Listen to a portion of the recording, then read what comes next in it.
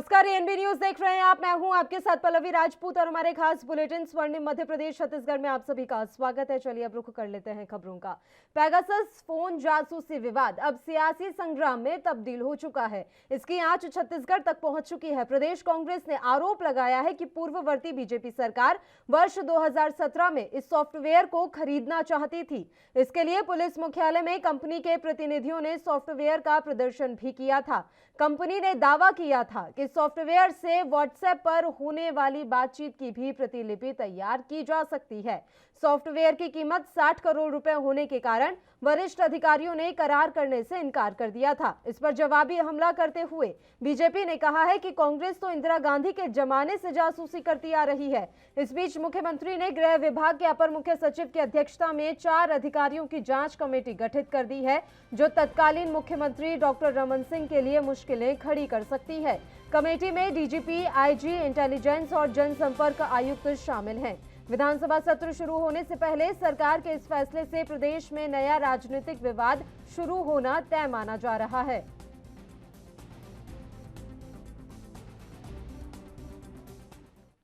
छत्तीसगढ़ के पूर्व मुख्यमंत्री रमन सिंह ने लगातार सरकार को घेरने की तैयारी कर रखी है। इसी कड़ी में छत्तीसगढ़ में रायपुर के जिला अस्पताल में 7 बच्चों की मौत के मामले को लेकर रमन सिंह ने कहा है कि सरकार की ये बड़ी लापरवाही है। प्रदेश में स्वास्थ्य की व्यवस्था खराब हो गई है। इसके अलावा पूर्व सीएम ने और भी कई मुद्दों पर अपनी प्रतिक्रिया दी है। सुनाते हैं क्या कुछ कहा है उन्होंने। बेमेतरे से आए हुए परिजनों ने शाम को न केवल पुलिस के बीच बात की और उन्होंने कहा कि 2 या 3 नहीं 700 को ले जाते हुए हमने देखा है। पुलिस की उपस्थिति में, सैकड़ों लोगों की उपस्थिति में किया और ये सब बच्चे आईसीयू में थे ऑक्सीजन की कमी की वजह से जिनकी मौत हुई है। तो ये लापरवाही और सरकार, भूपेश सरकार सभी मुद्दे में कैसे असफल होती जा रही है, स्वास्थ्य की व्यवस्था कैसे चरमरा जा रही है, जिला अस्पताल में बच्चों की मौत हो रही है, इस बात को दिखाता है कि पूरी तरीके से सरकार लापरवाह है। और ये इस विषय को लेकर लोगों ने थाने में भी और पुलिस के सामने भी हंगामा किया। सर, भूपेश जी को सपना आता है, उनके प्रदेश अध्यक्ष जी को सपना आता है 17 की बात, और 17 की बात 18, 19, 20, 21, 4-5 साल बाद उनको अचानक कहीं से सपना आता है कि 17 में पेगासस का मामला हुआ होगा। और जब दिल्ली से सोनिया गांधी के दरबार से जब फ़ोन आता है तो अचानक ये दोनों प्रेस कॉन्फ्रेंस के लिए निकल चलते हैं और बताते हैं कि 17 में कोई आया था, टेप हुआ था, रिकॉर्ड जलाए गए। अरे भैया, तुम्हारी सरकार है, तुम्हारा पुलिस है, पूरी जानकारी नहीं है तो प्रेस नहीं लेना चाहिए। इस प्रकार के तर्कहीन झूठे आरोप बेबुनियाद, और ये टैप अप करना एक कांग्रेस की संस्कृति और कल्चर रहा है, उनकी परंपरा रहा है, वो करते हैं। भारतीय जनता पार्टी न दिल्ली में न छत्तीसगढ़ में इस प्रकार की घटना से कहीं भी न हाथ रहता, न साथ हम इस मामले को कभी पक्ष में रहते। ये सब दिल्ली के आला कमान के इशारे पे ज़बरदस्ती उनको प्रेस कॉन्फ्रेंस के लिए खड़ा किया जाता है। 17 का प्रेस कॉन्फ्रेंस 21 में होने की घटना भी अद्भुत है, वो अकेले छत्तीसगढ़ में संभव है। सत्र है और ये मानसून का सत्र होता है जिसमें व्यापक रूप से सबसे बड़ी समस्या जो छत्तीसगढ़ में आज दिख रही है किसानों को लेकर है। और किसानों को दिक्कत है बीज के लिए, खाद के लिए, उनको ना डीएपी मिल पा रहा है, ना उनको सुपर फास्फेट ना मिल रहा है, ना उनको यूरिया मिल रहा है। पूरी तरीके से सरकार किसानों के लिए जो मदद करना चाहिए अभी तक उनको उपलब्ध नहीं हो पा रहा है। किसानों में व्यापक असंतोष है। तो एक बड़ा मुद्दा मानसून सत्र में किसानों के लिए होगा, जो किसानों के मुद्दे को लेकर होगा, और पहले दिन इन बड़े मुद्दों को लेकर हम लोग बात करेंगे। अन्य बहुत सारे मुद्दे हैं जिसमें छत्तीसगढ़ में होने वाली अन्य घटनाएं, चाहे वो बच्चे की मौत की घटना हो, चाहे अन्य दूसरे घटनाएं हो रही है, उन घटनाओं में नक्सल समस्या को लेकर भी जिस प्रकार विधायक के काफिले में अटैक हो रहा है, जिस प्रकार लगातार नक्सली अपहरण कर रहे हैं, जिस प्रकार हत्याओं का दौर चल रहा है, ऐसे बहुत सारे मुद्दे हैं जो इस बार के विधानसभा में आएंगे। सरकार के जो कोटा होता है राज्य सरकारों के लिए, रबी और खरीफ के लिए डीएपी का, यूरिया का, ये पूरा फिक्स रहता है। जितना डिमांड भेजते हैं डिमांड के अनुसार होता है। और मैंने प्रेस कॉन्फ्रेंस करके बताया भी था कि अभी के तारीख में जो केंद्र सरकार से यूरिया और डीएपी मिलना है वो इनके पास स्टॉक पर्याप्त था, मगर इन्होंने गलती ये की कि सारे के सारे यूरिया और डीएपी और खाद को इन्होंने न केवल पूरे के पूरे व्यापारियों को दे दिया और व्यापारियों के हाथ में ये जाता रहा, मगर व्यापारी को छोड़कर जो सोसाइटी को जाना था वो सिर्फ 25-30% गया है। तो ये जो किल्लत हो रही है वो व्यापारी इसको दुगने कीमत में बेच रहा है और सरकार ने जो गलत नीति अपनाई है कि पूरा का पूरा खाद जो है वो एक तरफा व्यापारियों को और को दिया है। इजरायली पेगासस सॉफ्टवेयर से जासूसी का कथित तौर पर मामला सामने आया है और इसमें विपक्षी दलों के नेताओं और केंद्रीय मंत्री समेत अलग अलग क्षेत्र के हस्तियों की फोन टैपिंग को लेकर लगातार केंद्र सरकार से सवाल कर उन पर हमले किए जा रहे हैं। छत्तीसगढ़ के मुख्यमंत्री भूपेश बघेल ने सरकार से कहा कि भारत सरकार को बताना चाहिए कि उनकी डील हुई या नहीं, डील हुई तो किससे हुई। बघेल ने आगे कहा, उन्होंने मंत्रियों, विपक्ष के नेताओं, पत्रकारों और अन्य लोगों की जासूसी कराई, आखिर उनका उद्देश्य क्या था। सीएम बघेल ने कहा कि हमें यह जानकारी मिली थी कि पेगासस कंपनी की तरफ से अधिकारी छत्तीसगढ़ आए थे और कुछ लोगों से संपर्क किया था, इसलिए हमने जांच के लिए कमेटी बनाई है। पूर्व मुख्यमंत्री रमन सिंह को यह बताना चाहिए कि वे किनसे मिले थे और किसी तरह की डील हुई थी। उन्होंने कहा कि एनएसओ ग्रुप की तरफ से ये कहा गया था कि उनकी डील सिर्फ सरकार से होती है। ऐसे में भारत सरकार को यह बताना चाहिए कि उन्होंने कोई डील की या नहीं। वे विपक्षी नेताओं, पत्रकारों और यहाँ तक कि मंत्रियों की जासूसी कर रहे थे। इसका मकसद क्या था, इसकी जांच होनी चाहिए। उधर मध्य प्रदेश में शिवसेना के प्रदेश महासचिव और चुनाव प्रभारी सुरेश गुर्जर के नेतृत्व में कार्यकर्ताओं ने आज जमकर प्रदर्शन किया है।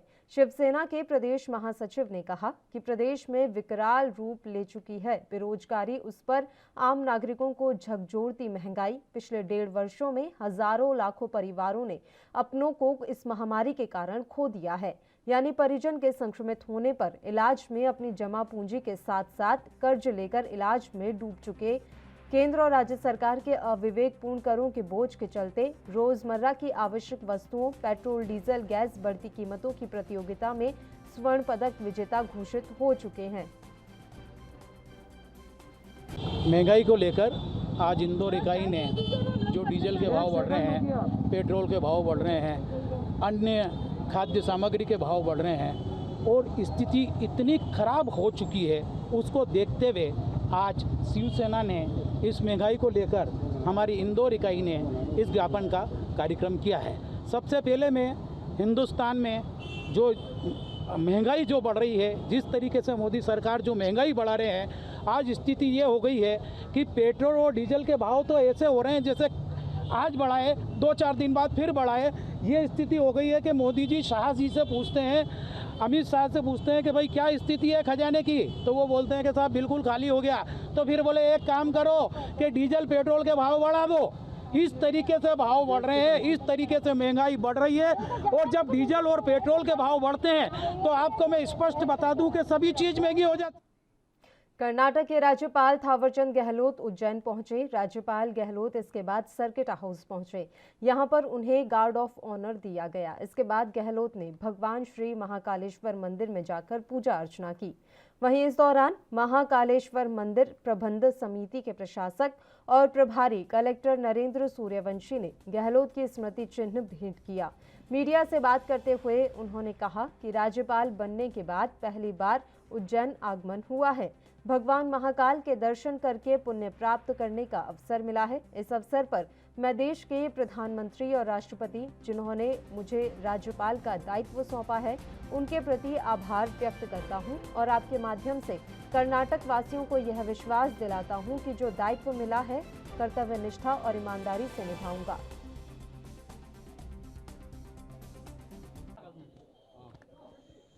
राज्यपाल बनने के बाद पहली बार उज्जैन आगमन हुआ है। भगवान महाकालेश्वर के दर्शन करके पुण्य प्राप्त करने का अवसर मिला है। इस अवसर पर मैं देश के यशस्वी प्रधानमंत्री और राष्ट्रपति जी जिन्होंने मुझे राज्यपाल का दायित्व सौंपा है, उनके प्रति आभार व्यक्त करता हूं और आपके माध्यम से उनको, कर्नाटक वासियों को ये विश्वास दिलाता हूं कि मुझे जो दायित्व मिला है, कर्तव्यनिष्ठा और ईमानदारी से उसको निभाऊं। छत्तीसगढ़ में शिक्षक पात्रता परीक्षा के परिणाम को लेकर राज्य सरकार ने बड़ा आदेश जारी किया है। राज्य सरकार ने शिक्षक पात्रता परीक्षा के नीटों को आजीवन वैध करार दिया है। छत्तीसगढ़ के राज्यपाल के नाम से स्कूल शिक्षा विभाग की अपर सचिव सरोज उइके ने इस संबंध में आदेश जारी किए हैं।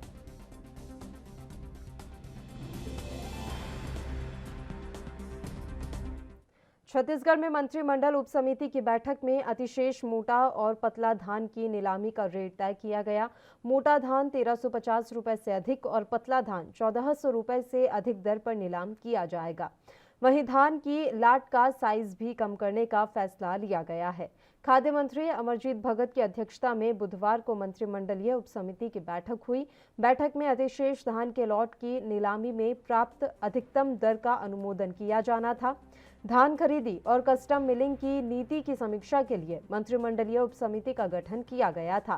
बैठक में 74,085 क्विंटल मोटे धान और 12,989 क्विंटल पतले धान के लिए नीलामी में प्राप्त दरों पर चर्चा कर अनुमोदन किया गया, जिसमें 47,994 टन मोटे धान के लिए 1,350 या उससे अधिक और पतले धान के लिए 9,445 क्विंटल के लिए 1,400 या उससे अधिक की दरों का अनुमोदन किया गया।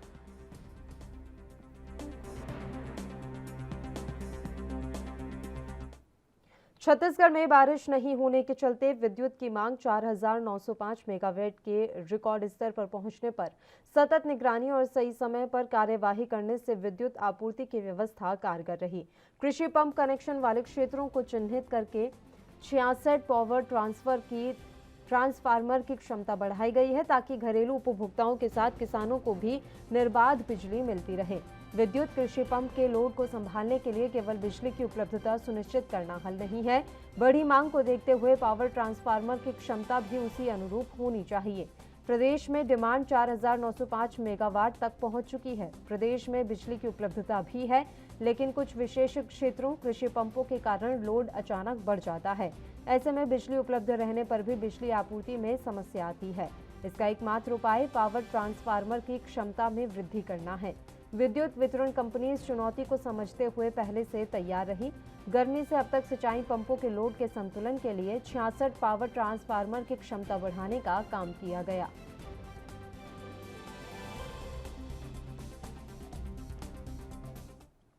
मध्य प्रदेश सरकार की तरफ से जारी कोरोना गाइडलाइन को ध्यान में रखते हुए जिला प्रशासन ने महाकाल सवारी मार्ग में बदलाव करने का निर्णय लिया है।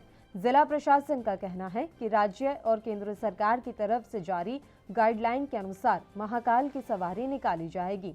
मंदिर प्रशासक नरेंद्र सूर्यवंशी ने बताया कि परंपरा को ध्यान में रखते हुए सवारी महाकालेश्वर मंदिर से निकलकर बड़ा गणपति हरिसिद्धि चौराहा होते हुए रामघाट पहुंचेगी। घाट पर पूजन अर्चन होने के बाद दोबारा इसी मार्ग से सवारी महाकालेश्वर मंदिर पहुंचेगी। सवारी में आम श्रद्धालुओं को पूर्ण रूप से प्रतिबंधित रखा गया है। वहीं सवारी के साथ चलने वाली भजन मंडली और झांझ मंजीरे भी पूर्ण रूप से प्रतिबंधित रहेंगे। देखिए, जहाँ तक सवारी की बात है तो चूँकि अभी कोविड संक्रमण का दौर है और हमें कोविड से सुरक्षा करना है, ऐसी स्थिति में हम लोगों ने ये निर्णय लिया है कि जो लास्ट ईयर का जो मार्ग था हरसिद्धि से होते हुए रामघाट का जो शॉर्ट रूट था, उससे बाबा महाकाल की सवारी को गरिमामय तरीके से निकालेंगे और उसी जिस प्रकार से पिछली बार संपन्न हुई थी सवारियाँ उसी तरह इस बार भी संपन्न होगी। और जहाँ तक प्रश्न दर्शन व्यवस्था का है तो जैसा भी आपको मालूम है, रजिस्ट्रेशन के थ्रू और जो 250 रुपये की रसीद है उसके थ्रू हम लोग दर्शन कराएंगे। इसमें जो कोविड के निर्देशों का पालन करना और जो वैक्सीनेशन है और वैक्सीनेशन या फिर नेगेटिव कोविड नेगेटिव रिपोर्ट उनको प्रस्तुत करना। तो संख्या कुछ बढ़ेगी? देखिए, ये अभी चूँकि श्रावण का दौर है, ऐसी स्थिति में हम लोग इस पे परिचर्चा करके इस संख्या को आंकेंगे। जहाँ तक कावड़ यात्रियों की बात है तो आप लोगों को पता है, जैसा वही मुद्दा है कोविड संक्रमण से सुरक्षा, तो इस बार हम लोगों ने 144 सेक्शन के तहत इस बार कोविड की जो कावड़ की जो यात्रा है उस पर प्रतिबंध लगाया है। आसपास के जिला कलेक्टरों से भी हम लोग। चलिए अब खबरों में आगे बढ़ते हैं। छत्तीसगढ़ के बिलासपुर में मैग्नेटो मॉल के तालाब पर बने होने के मामले में लगी याचिका पर हाईकोर्ट में कार्यवाहक चीफ जस्टिस की बेंच ने शासन और नगर निगम बिलासपुर से जवाब तलब किया है। 2 हफ्ते में मामले में जवाब पेश करने का आदेश दिया है। राजनीतिक रसूख रखने वालों से जुड़ा ये माल तालाब पर बना है। मामले में रोहित राठौड़ ने याचिका लगाई है। अधिवक्ता अर्जित तिवारी ने मामले की पैरवी की। अर्जित तिवारी ने बताया कि किसी भी जल स्रोत पर निर्माण नहीं किया जा सकता, न उसके स्वरूप को बिगाड़ा जा सकता है। मैग्नेटो माल तालाब पर बना दिया गया है। इससे वाटर लेवल नीचे गया और नैसर्गिक स्रोत को पाट करके ये मॉल बना दिया गया, जो पूरी तरह से गलत है। जल स्रोत जन उपयोगी और जनहित के लिए होता है। ऐसे में किसी तालाब को पाट कर मॉल बनाना काफी गलत है। मामले में शासन और नगर निगम से जवाब तलब किया गया है।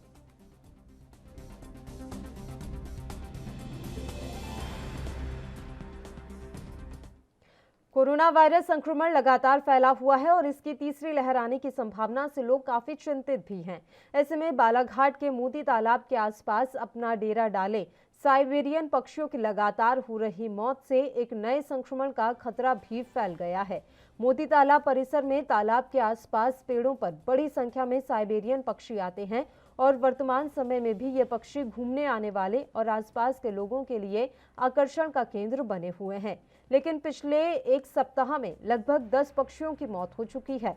पक्षियों की अचानक हो रही मौत से पशु विभाग हरकत में आया और मृत पक्षियों के पीएम उपरांत बिसरा जांच के लिए जबलपुर भेजा गया है। पशु चिकित्सक डॉक्टर घनश्याम परते ने बताया कि साइबेरियन पक्षियों की यहां लगातार मौत हो रही है। 2 दिन पहले भी पक्षी मृत पाए गए थे।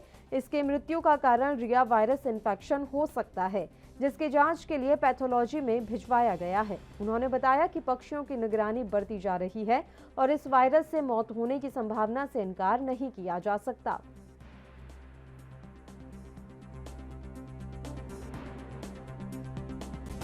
ये साइबेरियन बर्ड है, हमेशा लगभग आते जाते यहाँ पर रहते हैं और अब तो काफ़ी सालों से यहाँ पर बालाघाट के मोती गार्डन में रह रहे हैं और यही तालाब के आसपास ही रहते हैं, पेड़ों में यहाँ पर रहते हैं। और इसमें क्या है कि क्योंकि 2 दिन पहले भी और मेरे पास ऐसे केस आए थे जिसमें 2 बर्ड्स मारे गए थे, ऐसे मृत पाए गए थे। उनके पोस्टमार्टम से जाँच की गई कि उनके जो दोनों पैर हैं काफ़ी हद तक इन्फ्लेम्ड है। उनके पेट में जब उसको देखा तो पेट में लगभग खाना बिल्कुल भी नहीं है, मतलब लगभग खाली है। तो एक अंदाजा ही लगाया गया कि लगभग एक ऑफ फीड के कारण मरे, मतलब भूख ना लगने के कारण या खाना नहीं खा पा रहे उस कारण से उसकी मृत्यु हुई है। और दूसरी चीज़, कुछ एक बीमारी सब कोरिलेट की है, तो एक लग रहा है कि शायद रियो वायरस इन्फेक्शन एक ऐसा होता है जिसमें पैरों में इन्फ्लेमेशन आता है और पक्षी खाना पीना बंद कर देते हैं। सस्पेक्ट लग रहा है कि शायद वो एक वायरल इन्फेक्शन हो सकता है। तो इसके लिए हमने फाइनल डायग्नोसिस के लिए इसको पैथोलॉजिकल लैब जबलपुर उसको भिजवा दिया और बहुत जल्दी उसकी रिपोर्ट आ जाएगी। सर, इससे क्या और भी दूसरे पक्षियों को खतरा है इस बीमारी का? क्वाइट पॉसिबल, यदि जैसा देखने को लग रहा है, जो मतलब सिम्टम्स से ऐसा लग रहा है कि एक हो सकता है कि दूसरे पक्षियों में भी इन्फेक्शन आए। लेकिन जैसा मेरी यहाँ मोती गार्डन के प्रबंधन से मेरी चर्चा हुई तो उनका ये कहना है कि सर वे गए तो थे बहते पानी में नहाने का आनंद उठाने, लेकिन बरसाती नाले में तैरकर अटखेलियां करने पर नियति को कुछ और ही मंजूर था। हंसते खेलते 2 बच्चे अचानक पानी में ही गायब हो गए। जब तक उनको ढूंढकर किनारे पर लाया जाता तब तक इन बच्चों की सांसें थम चुकी थी।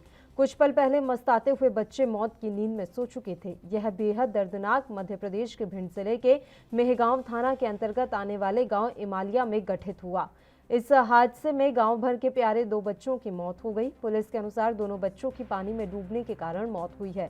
पुलिस ने शव बरामद कर दोनों शवों को पोस्टमार्टम के लिए रवाना कर दिया है। यह गांव में आज हम कन्या भोज कर रहे थे। इस समय बच्चे वहीं थे। उसके बाद बच्चे बकरियों को लेकर चराने के लिए गए। बगल में ही एक डैम था, उसके पास गए तो बच्चे उसमें सरक गए, इससे में डूब गए वो। फिर पता पड़ा गांव में, हम लोग गए, निकाला उन लोगों को। कम से कम 1-1.5 घंटे बाद परेशान होने के बाद उस बच्चों को निकाला गया।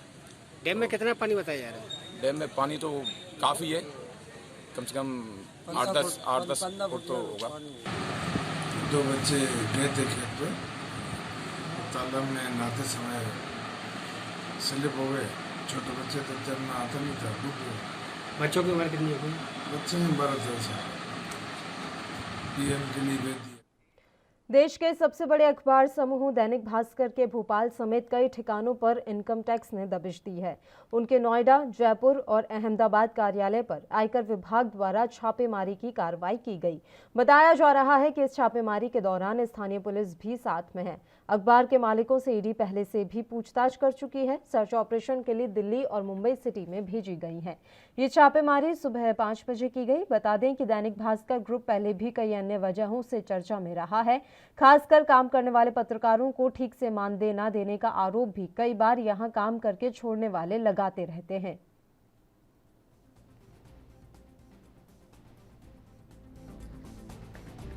तो देश के सबसे बड़े अखबार समूह दैनिक भास्कर के भोपाल समेत कई ठिकानों पर इनकम टैक्स ने दबिश दी है। उनके नोएडा, जयपुर और अहमदाबाद कार्यालय पर आयकर विभाग द्वारा छापेमारी की कार्रवाई की गई। बताया जा रहा है कि इस छापेमारी के दौरान स्थानीय पुलिस भी साथ रही।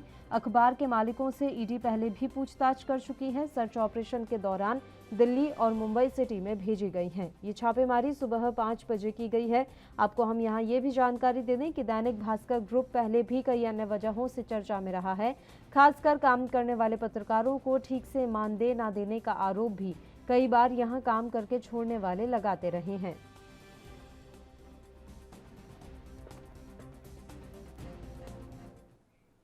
और इसी के साथ स्वर्णिम मध्य प्रदेश छत्तीसगढ़ में फिलहाल के लिए इतना ही। मुझे दीजिए इजाजत। देश प्रदेश की तमाम ताज़ा खबरों के लिए आप बने रहिए हमारे साथ।